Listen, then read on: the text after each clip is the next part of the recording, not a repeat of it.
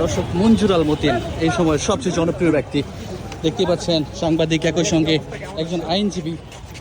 দেখতেই পাচ্ছেন তাকে আসলে গণমাধ্যম কর্মীরা ঘিরে ধরেছেন।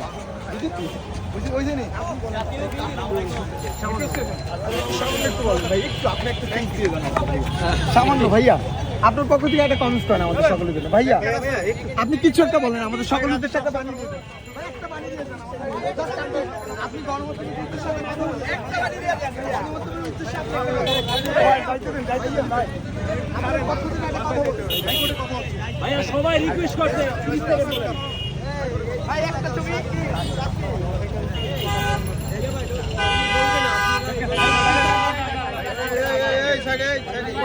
এই